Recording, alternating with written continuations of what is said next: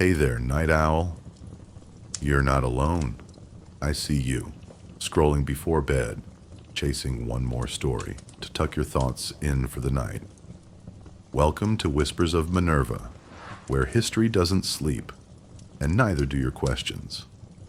Tonight we're going way back, before Netflix, before smartphones, even before electricity, to ask, how did people in the Middle Ages entertain themselves?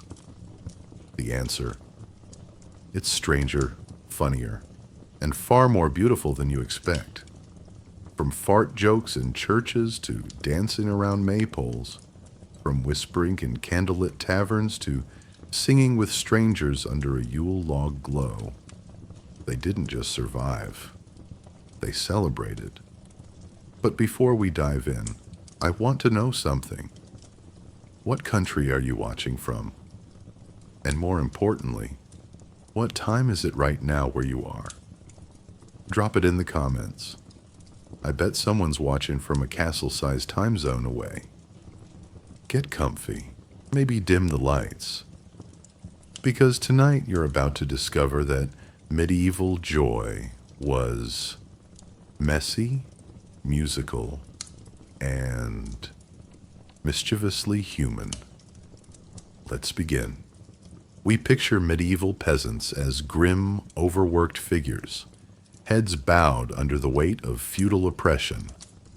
But scroll through illuminated manuscripts or tapestries from the period, and you'll spot something unexpected.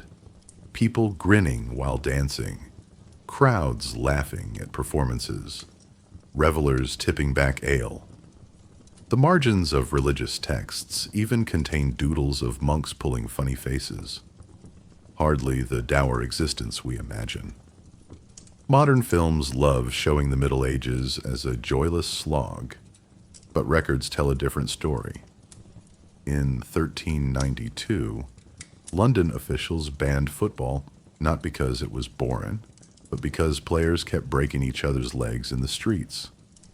Chaucer's Canterbury Tales overflow with dirty jokes and slapstick humor.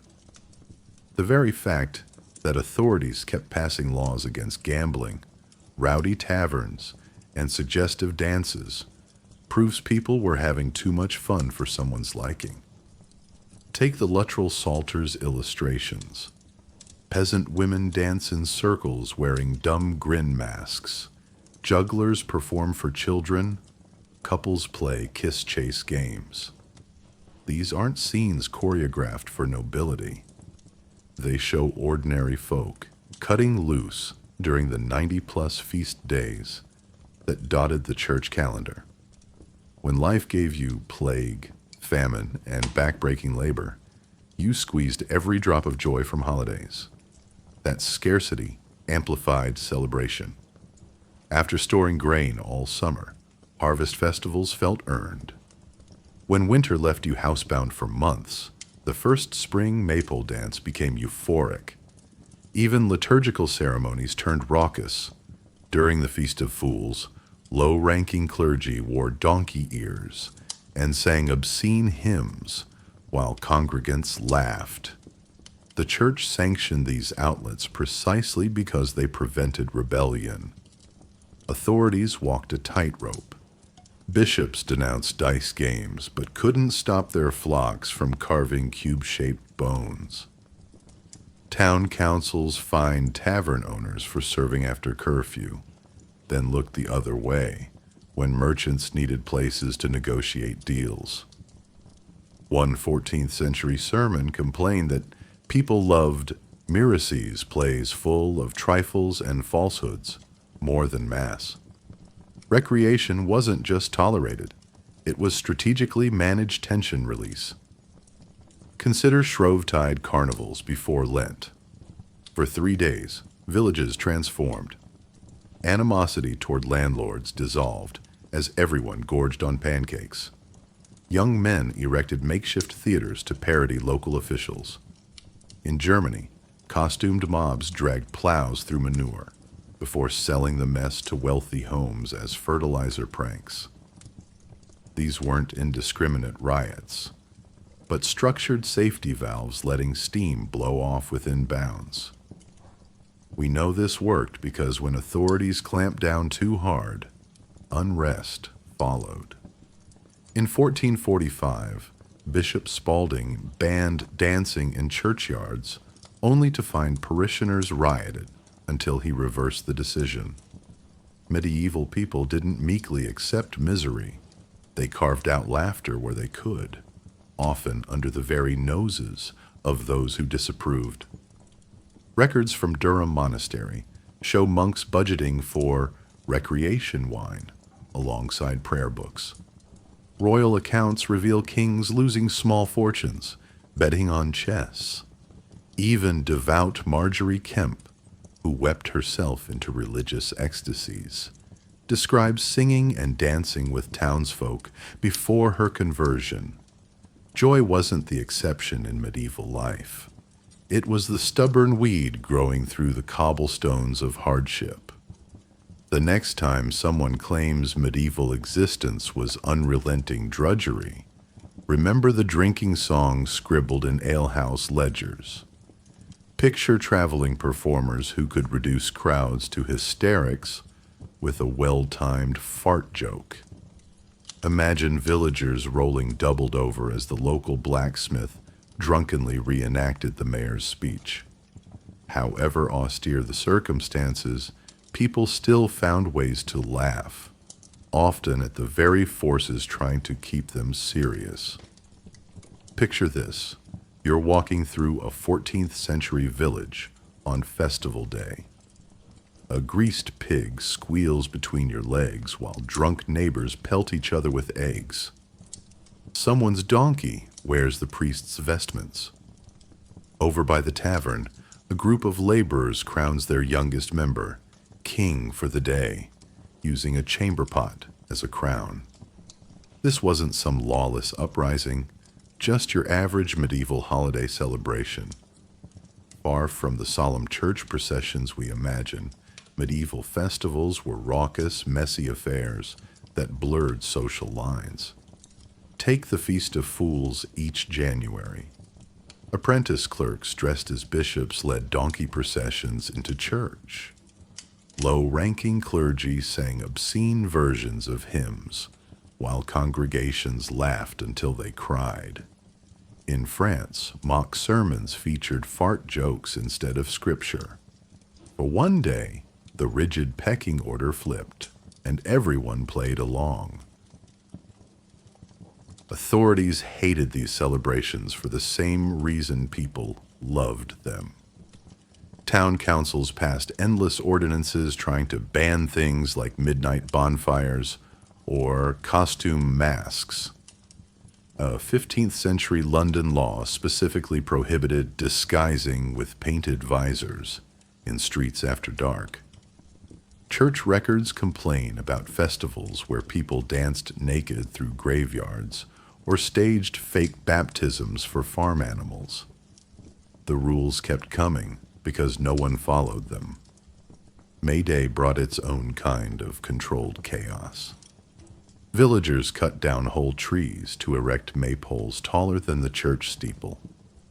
Young couples disappeared into the woods to bring in the May, a ritual everyone pretended was about collecting flowers.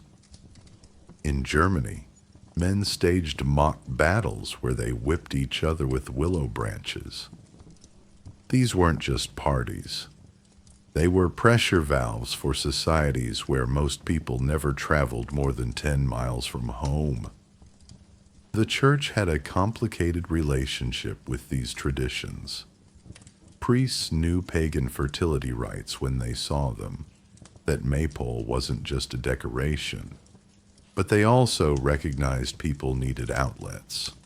Some bishops tried redirecting the energy by blessing plows before planting season or staging Bible plays during festivals. Others gave up and joined the fun. Records show clergy in Kent getting fined for gambling with dice during Easter services. Carnival season before Lent became the ultimate test of this tension.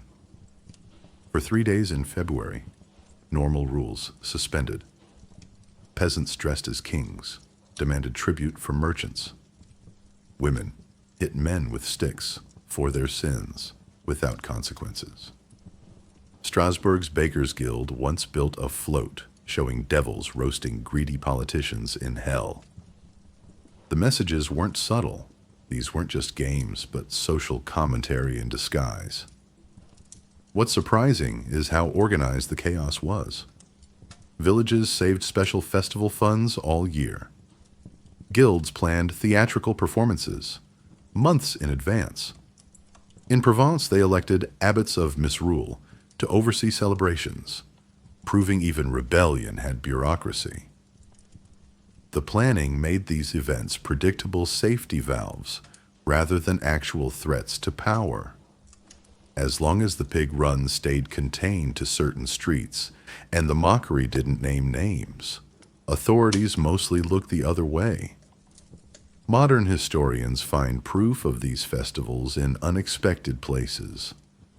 Account books show monasteries buying extra wine for recreation days. Court records list fines for lewd dancing at weddings where people obviously didn't care. Even church art plays along. One misericord carving shows two monks playing tug-of-war with a sausage instead of praying. The evidence suggests people prioritized fun despite all the official scowling. Festivals also served practical purposes beyond blowing off steam. In small villages where everyone intermarried, May Day dances helped young people meet partners from slightly further away. Harvest feasts encouraged cooperation between neighboring farms. Christmas was sailing rituals, where peasants sang at manor doors demanding food, actually reinforced the feudal system by making charity feel like tradition rather than obligation. The best attended events often involved collective ridicule. In Norway, villages held court sessions where they tried farm animals for imaginary crimes. French towns staged fake trials where fishwives prosecuted lazy husbands with laundry paddles. When the Black Prince taxed England heavily in 1377, Coventry locals responded by parading an effigy of his tax collector through streets lined with people pretending to vomit coins. Laughter became protest when direct criticism was dangerous. Remarkably, some traditions survived the authorities' best efforts. In Germany, a 1580 bishop banned all carnival masks. Villagers switched to smearing their faces with soot instead. Sweden outlawed midsummer bonfires in the 1600s. People just built them in hidden clearings. Even when the Reformation canceled saints' days across Protestant Europe, communities found ways to keep annual parties by rebranding them as wakes or church ales. Perhaps the most telling detail comes from festival accounting records. Villages would spend more on one day's beer than weeks of church candles. Towns saved damaged barrels all year just to tap during celebrations. In 1422, a Sussex village bought 12 pounds of wax for their patron saint's procession and 18 pounds of tallow for the after-party torches. The message is clear. People might attend for the piety, but they stayed for the party. 200 years later, we still recognize pieces of these festivals.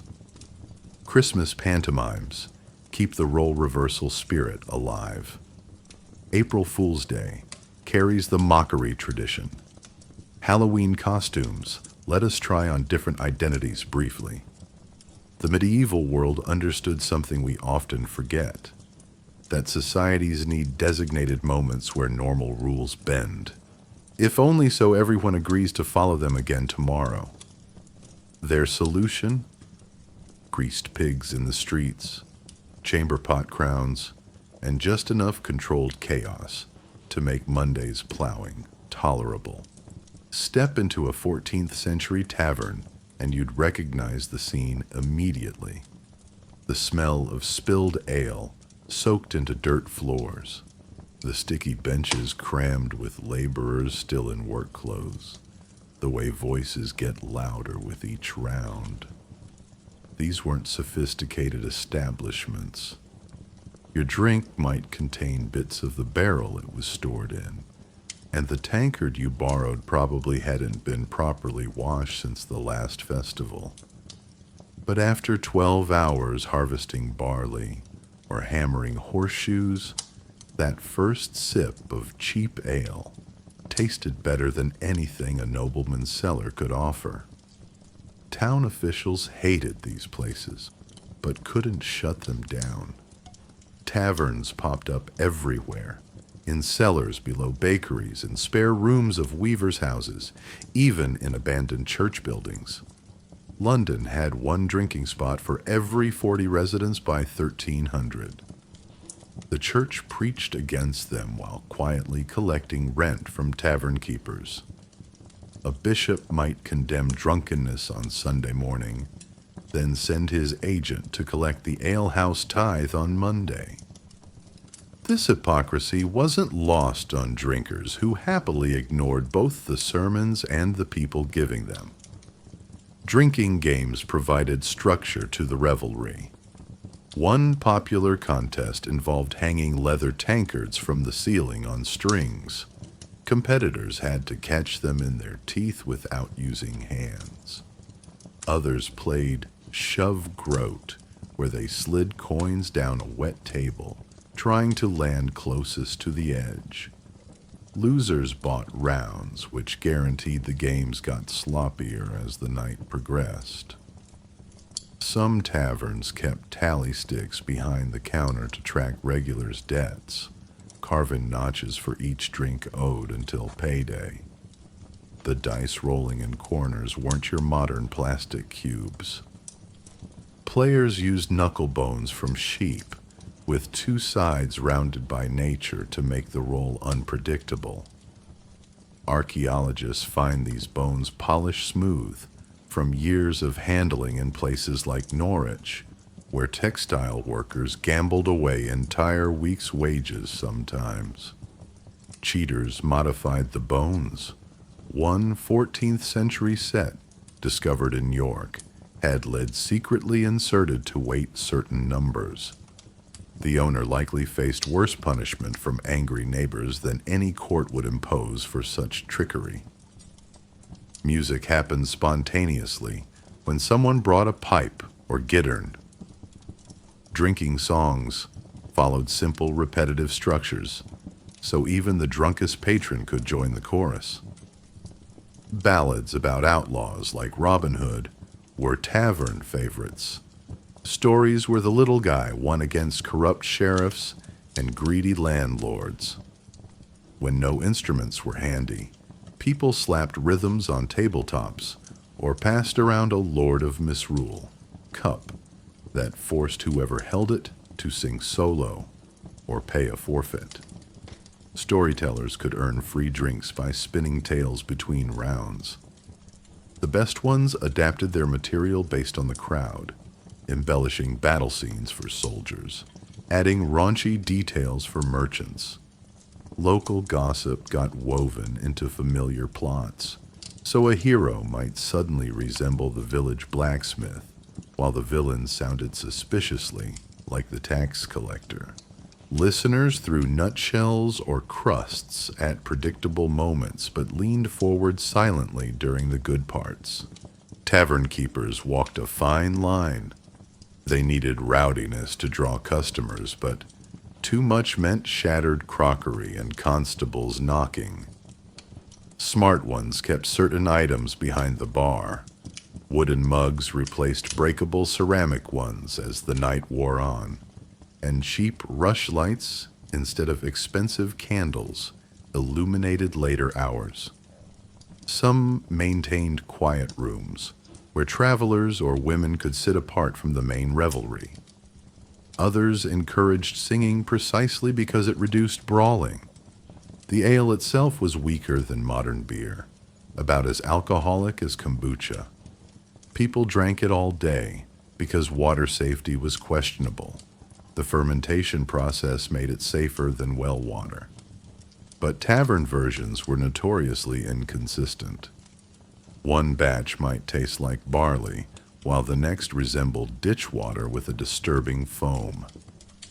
Chaucer's pilgrims in the Canterbury Tales complained loudly about hostelries serving thin ale that was mostly water with suspicious floaters. Small breweries operated next to many taverns, their mash tuns fouling the streets while producing mildly intoxicating results. Women participated more than records suggest. While society frowned on females drinking publicly, tavern inventories list multiple glasses and delicate cups suited to women's hands. Some wives operated taverns as sidelines to husbands' main trades. A butcher's wife might sell ale in her front room while minding the shop.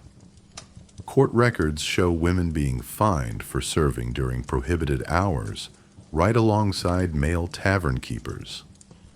In London's red light district, some alewives allegedly signaled illegal services by leaving doors ajar, though whether this was real or just moral panic remains unclear.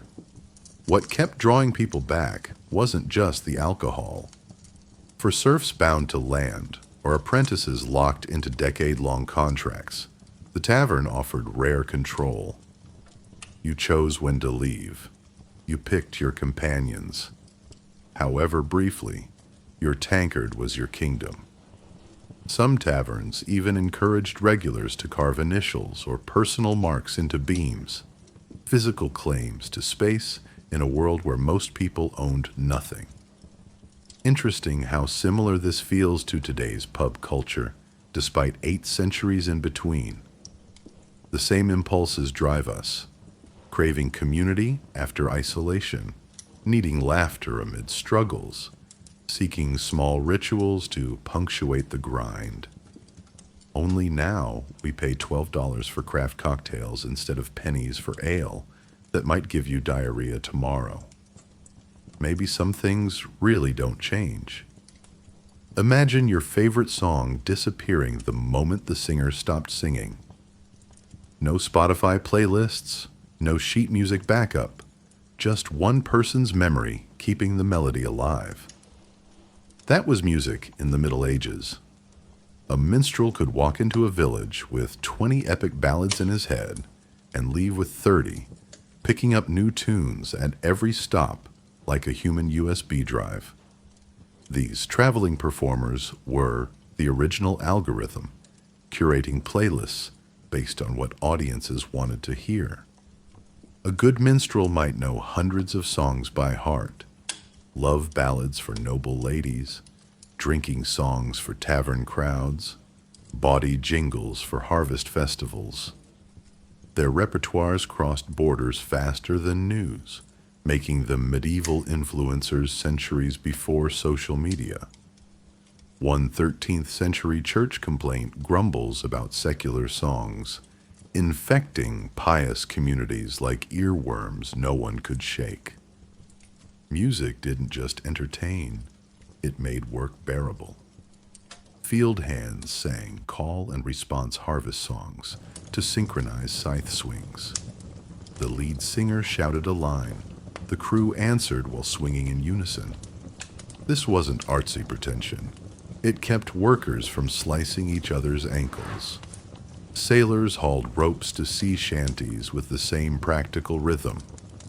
Even domestic chores had soundtracks. Spinning songs helped women maintain consistent yarn thickness by matching twists to the melody's beat. The instruments themselves were feats of DIY engineering. A peasant's flute might be carved from whatever wood was handy, elder branches hollowed out with hot rods. String instruments used sheep gut for chords, stretched over sound boxes made from salvaged wood. Percussionists tapped bones on old helmets, or stretched pig bladders over clay pots for makeshift drums. When the Coventry Minstrels Guild listed their gear in 1469, half the items were probably scrap materials repurposed with some creativity. Different classes enjoyed the same tunes through wildly different filters. A noble's banquet might feature refined lute versions of popular melodies played by trained musicians, the medieval equivalent of acoustic covers. That same tune would thunder through taverns on raucous pipes and makeshift drums, lyrics growing cruder with each round of ale. Kids sang simplified versions while jumping rope in dirt courtyards. The church hated how sacred melodies kept morphing into drinking songs. But try stopping a catchy tune from spreading. Some songs survived purely through stubborn repetition. Wedding dances used the same chord progressions for generations because everyone knew the steps. Carols circled back each winter with slight lyrical tweaks. One year praising the Virgin Mary, next year mocking the town drunk as he tried to dance along. Oral tradition had its own quality control. Boring songs faded away, while memorable ones evolved like musical memes. Minstrels weren't the only keepers of melodies. Monks sang plain chant from memory before notation improved in the 11th century. Their mistakes became new melodies when others copied them. Kitchen maids taught each other work songs during bread kneading. Soldiers adapted marching songs after battles, changing lyrics to commemorate fallen friends. Every community had its living library of sound. The wealthiest could commission illuminated choir books costing more than farms. These glittering manuscripts preserved sacred music for cathedrals, the medieval equivalent of premium streaming subscriptions. Meanwhile, peasants passed hymns down through call and response at church doors, since Latin literacy was rare. Both versions kept the faith musically alive across classes. Dance music thrived on repetition for good reason. Circle dances like the carol used simple looping melodies, so drunk nobles and tipsy farmers could join without practice. The best tunes had nonsense refrains, "Hey, nani nani," or "Luli la lay," easy to remember after several ales. Modern pop songs use the same trick with repetitive choruses, proving some musical science stays timeless. Music's ephemeral nature made it surprisingly democratic. Unlike land or titles, no lord could hoard a good melody. A servant might whistle a tune he overheard at court, spreading it to field workers by sundown. Minstrels traded songs for meals or shelter, their mental archives forming a proto-internet of shared culture. When the Black Death wiped out a third of Europe, songs survived because enough people remembered them. What's striking is how hard authorities tried to control this sonic landscape. Cities banned certain instruments after curfew. Bagpipes were frequent targets of noise complaints.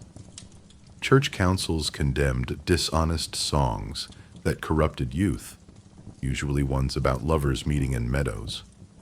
Yet the music kept adapting, leaking through cracks in the rules. A forbidden ballad about Robin Hood would resurface with the hero renamed. The same tune, now celebrating some local outlaw. Today we've traded this fluid tradition for perfect digital copies. Auto-tune smooths imperfections while playlists never forget a track. But perhaps something got lost when music became permanent, the thrill of catching a song once before it vanished, the way a melody changed slightly each time someone new remembered it. Those medieval minstrels might pity our spotless recordings. After all, they understood what we often forget: music lives best when it passes like a story, from one living voice to another. Picture a village green where people dance in circles, hands linked, kicking up dust, and a priest watching from the church steps, scowling at their laughter. This was the constant tension of medieval dance. What began as religious rituals slowly morphed into something the church couldn't control. By the 14th century, bishops were issuing decrees against dances where partners got too close or movements grew too wild. But try telling farmers celebrating the end of harvest they couldn't move their feet. The carol dance shows this evolution clearly. It started as a solemn Easter procession where worshippers moved in slow circles singing hymns. Within a few generations, those same circles spun faster during summer festivals, with couples sneaking off midway through. Church manuscripts complain about dancers adding lewd gestures to holy songs. Some priests tried redirecting the energy by organizing churchyard dances with supervised steps. Others gave up and joined in. Records show clergy being fined for dancing at weddings. Nobles approached dance like a secret code. At castles, young men learned intricate steps as proof of their refinement. A perfect volta, where the man lifted his partner mid-spin, could make or break marriage alliances. Meanwhile, peasants in the next field danced versions of the same moves with more stomping and less etiquette. Both groups were communicating status, just on different playing fields. A noble's delicate hand gestures said, "I've never worked a plow," while a farmer's lively jumps shouted, "I'll enjoy tonight despite tomorrow's backache." Taverns hosted the most rebellious dancing. After curfew, when watchmen patrolled empty streets, cellars vibrated with muffled music. Here, far from church or court, people experimented with forbidden moves. Some dances mocked authority figures. There was one where partners mimed flogging an invisible tax collector between steps. Others borrowed from traveling performers, blending Moorish footwork with local jigs. When authorities raided these gatherings, they often found makeshift dance floors built over haylofts to muffle the sound. Young people especially turned dance into covert rebellion. May Day celebrations saw girls accidentally losing head coverings during spirited rounds. In France, a popular dance involved stealing kisses during a pretend search for lost items. Parents complained these games led to moonlit meetings in the woods. Town councils responded by banning floral garlands, not because flowers were dangerous, but because they signaled who was open to romantic advances during dances. The church's main objection wasn't the movement itself, but what it represented. Dance blurred social boundaries. When lords and laborers joined the same circle at festivals, however briefly, it undermined the divine order. Some priests claimed the devil invented certain steps to corrupt souls. Others protested more practically. One Canterbury monk grumbled that Sunday dancing left workers too sore and tired from Monday's labor.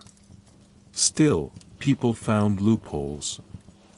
When straight lines of dancers were banned for resembling pagan rituals, circles became popular.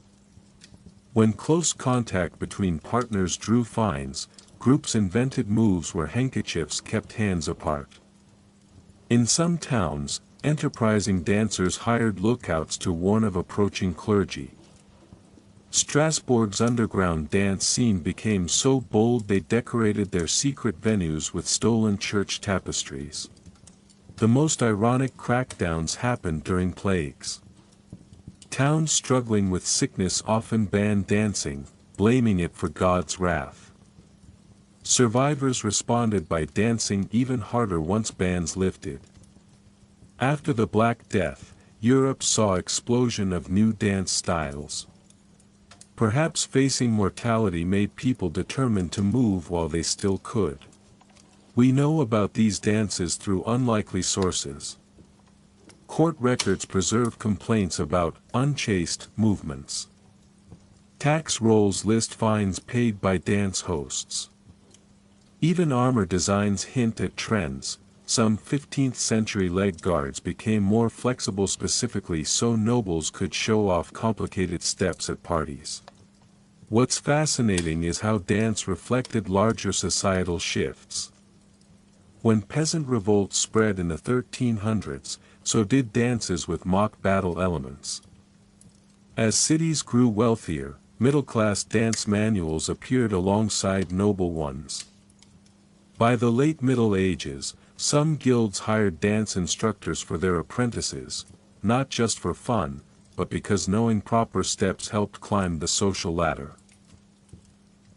Modern parallels are everywhere. The way TikTok dances spread today isn't so different from how traveling minstrels taught new steps at medieval fairs. Our club scenes have the same mix of social bonding and risque moves that made tavern dancing so controversial. Even the class divisions linger. Compare ballet's strict formalism to a mosh pit's organized chaos. Perhaps the most telling detail comes from buried dance floors. Archaeologists find packed earth surfaces in old village centers worn smooth by centuries of feet. No matter how many decrees authorities issued, people kept returning to the same spots to move together. The grooves in that dirt prove something no law could erase, that the need to dance is timeless. Whether circling a maypole or sneaking into a barn, medieval people understood what we still know today: sometimes your body needs to say what your mouth can't. The first time someone cracked a joke during a Bible play, everything changed. Picture a 14th century churchyard where actors performed the story of Noah's Arkansas. The script calls for solemn reverence, but some drunk butcher in the crowd yells, "That unicorn's gonna sink the boat." The actor playing Noah improvises a comeback about unicorns being terrible swimmers. Suddenly, holy theater isn't so holy anymore. It started innocently enough. Churches originally staged Bible scenes to teach illiterate congregations. Priests wore simple robes to portray angels. Wooden cutouts stood in for the gates of heaven. But the moment commoners got involved, things got messy. By 1300, these plays had spilled out of churches into public squares. Guilds took over production, spending more on fake beards for Abraham than some villages spent on alms. Audience participation quickly became the main event. During York's crucifixion play, spectators allegedly threw rotten fruit at the actor playing Judas until he ran off stage. In Chester, crowds cheered so loudly for the good demons battling Satan that the bishop banned cheering altogether. The Coventry Nativity play had to rewrite lines yearly because the sheep jokes kept getting dirtier. What began as religious education turned into medieval improv nights. Traveling troupes learned to adapt fast. A play about St. George might feature local lords as villains if performed near their lands. Minstrels inserted bawdy verses between acts when they spotted bored audiences. Some actors carried multiple scripts, a clean version for church performances and a racier cut for tavern backrooms. All this despite town councils requiring pre-performance script reviews to remove unseemly content. The stagecraft itself was surprisingly sophisticated for makeshift productions. Guilds built wheeled sets that rolled through streets like parade floats. Trapdoors unleashed homemade special effects, hellmouths belching real smoke from burning rags, angels flying on pulleys. One Norwich record shows carpenters being paid extra to build a whale's jaw that could swallow Jonah convincingly. The same creativity that built cathedrals went into fooling drunk audiences for 3 minutes. Secular plots naturally emerged from this chaos. Familiar biblical villains became stand-ins for unpopular mayors. The 3 wise men started delivering punchlines about local scandals. Eventually, whole new stories appeared featuring entirely original, and often inappropriate, characters. A French farce from 1420 stars a cheating wife, her dim lover, and a husband who literally sniffs out their affair because the lover reeks of her perfume. This wasn't church-approved content anymore. Authorities panicked as theater slipped their grip. London banned plays containing hidden reprehensible meanings in 1393. Oxford tried prohibiting performances within city walls. The church condemned actors who dared to portray clergy as corrupt or saints as foolish. Their fear wasn't unfounded. During peasant revolts, rebel leaders often used play dialogue to send coded messages between crowds. Ironically, the same institutions that hated unruly theater still depended on it. Churches needed play revenues to fund repairs. Towns relied on performances to attract fairgoers. Even kings hired actors for state visits, though they strategically avoided scripts that might mention beheading or tyrannical rule. This uneasy truce created space for theater to evolve beyond its religious roots. The emerging middle class shaped theater too. Wealthy merchants sponsored plays showing clever commoners outwitting knights. Apprentice characters became audience favorites, especially when they mocked their master's stinginess. A surviving script from the Netherlands features a servant who wins arguments by quoting scripture completely out of context. It's the medieval equivalent of modern workplace comedy. Costuming reflected this social mixing. Nobles loaned fine clothes for biblical kings while beggars donated rags for Lazarus. Masks carved from lightweight alder would let actors play multiple roles. Women weren't allowed to perform, so teenage boys played female roles in wigs made from hemp or horsehair. The results weren't always convincing. One account describes Virgin Mary exiting stage left to punch a heckler who called her grandma. Next time you watch a late-night comedy sketch or a political satire, remember it all traces back to some medieval actor deciding that if you're going to play Judas, you might as well get the biggest laugh of the night. Imagine sitting by the fire as the storyteller clears his throat. The tale he's about to begin won't wrap up tonight, or even next week. Beowulf's saga might take a month of evenings to unfold properly, and you'll need to remember every detail from the last telling because there's no rewind button in 12th century Denmark. This was the original binge watching, where audiences relied entirely on human memory instead of Netflix accounts. Most peasants couldn't read a single word, but they could recite epic poems word for word after hearing them a few times. Good storytellers didn't just recite stories, they performed them, changing voices for different characters, acting out battles with sword props, maybe even throwing a hidden rattle to simulate dragon roars. Some carried embroidered cloths illustrating key scenes like visual aids. A really gifted bard could make you smell Grendel's swampy breath or feel the chill in Herod's meat hall. These performances weren't passive entertainment. Listeners constantly interrupted to ask questions, demand backstory, or correct details from previous tellings. Scholar Alcuin complained in 797 about monks who preferred hearing the pagan story of Ingeld to scriptures, clearly the medieval version of choosing Game of Thrones over homework. The best storytellers adapted on the fly, making heroes resemble local figures or adding contemporary jokes. A Beowulf performance near Viking territory might emphasize coastal raids, while inland versions focused on monster fights. Stories didn't just preserve history, they were history. Before written records became common, genealogies survived through epic poems tracing fictionalized family trees. The Icelandic Landnámabók, detailing Norse settlements, was passed down orally before being written in the 13th century.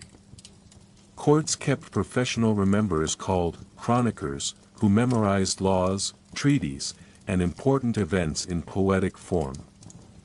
Forget filing cabinets, important trade agreements sometimes existed solely in some guy's memory. Winter was prime storytelling season. With fields frozen and nights long, households gathered in spinning rooms, where women worked wool by firelight while tales unfolded. The rhythm of spindles matched story cadences, faster during battle scenes, slower for romances. Some historians believe this created a natural metronome effect, helping tellers maintain pace. It also served practical purposes. Terrifying ghost stories kept children from wandering into freezing woods, while bawdy tales kept adults awake during monotonous work.